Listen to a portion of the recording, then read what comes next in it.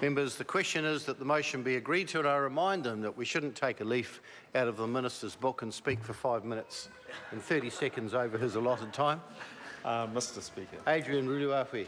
Tēnā koe te māngai o te Tēnā whare koe. o te rā, kei te mihi o ki au ki a koutou ngā whānau me ngā hapu o te Atiawa. Nau mai hara mai ki te haere pāremata I tēnei rā, mo te pānuitanga tuatoru o tēnei tō tātou pere I mua I a tātou. Nō reira, tēnā koutou, nau mai, hara mai, tēnā tātou katoa. First of all, Mr. Speaker, can I acknowledge the Minister for all of the work that he has done on all of the Taranaki iwi settlement claims. Can I also acknowledge the members of the Māori Affairs Select Committee, the Chair of the Select Committee, Tūtahaunuku Korako, for the work that they have done on this bill. So I had the pleasure of listening to the submitters, and I want to acknowledge all of those who have made submissions to this bill. Probably the most, the one that sticks in my mind the most is actually the submission that was made by Peter Moiahu, and I want to acknowledge him for his submission. I think he contextualised this settlement very well, in that he talked about his mokopuna. The mokopuna that he had at the time that this started, and the many more that he has had at the time of the submission. So I want to thank him for that context. I want to read part of the acknowledgement and part of the apology that is made through the settlement. Within the settlement bill, the Crown acknowledges that A, it unfairly treated Te Atiawa as being in rebellion, and B, the confiscations of 1865 were indiscriminate in extent and application and had a devastating effect on the welfare, economy, culture and social development of Te Atiawa. In the apology, it states, the Crown is sorry for the immense prejudice it caused by confiscating the lands of Te Atiawa. The raupatu was indiscriminate, unjust and unconscionable. The Crown deeply regrets the damage this caused to the economy and society of Te Atiawa. It's really important that when we make an acknowledgement and apology that we actually follow through on it. And I have to say, as I said in my second reading speech, and after hearing submissions on the Taranaki District, New Plymouth District Council Waitara Lands Bill, I do have some, I do think that a shadow has been cast upon the settlement. And I read those out specifically in relation to the Peka Peka block. And I think it's important that it's also recorded in the debate today. That we, the words that we use around this block and what happened there is important to be acknowledged. To talk about endowment lands actually reinforces the history of those lands. They became endowment lands, as we heard in submissions to the Waitara Lands Bill, through a process that was unfair and unjust.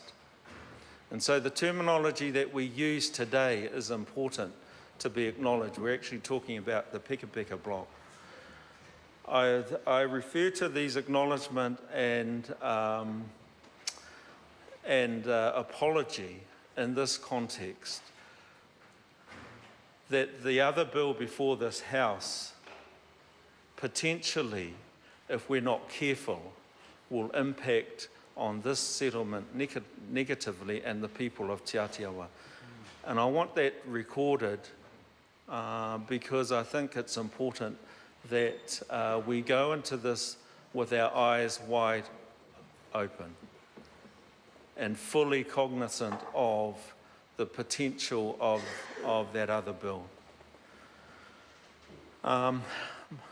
That's not to say that we will vote against it. No, we will support this bill in its third reading. It's clearly what the people of Te Atiawa want. Within this bill, there is a clause 117 which outlines a process around the Peka Peka block, or as we're calling it, the endowment lands. The other bill that's before the House will remove that, and that's the bit I'm really concerned about. But those are issues that the Māori Affairs Select Committee must deal with the other bill, not this one. It's clear that this bill needs to pass, and I stand here in support of it. But it would be remiss of me not to actually mention the magnitude of what is being proposed. That is something that the post-settlement governance entity needs to be very clear and direct about in its submission, its oral submission when it makes it next year. The paper trail tells me that the heads of agreement for that agreement between the District Council and Te Atiawa was signed within days of the deed of settlement. Which kind of tells me, Mr. Speaker, that these discussions were already been had already taken place and are directly linked to this settlement. I want it on the record that the submission of Te Kotahitanga o Te Atiawa now opposes the New Plymouth District Council Waitara Lands Bill, and I want that on the record in the reading of this bill.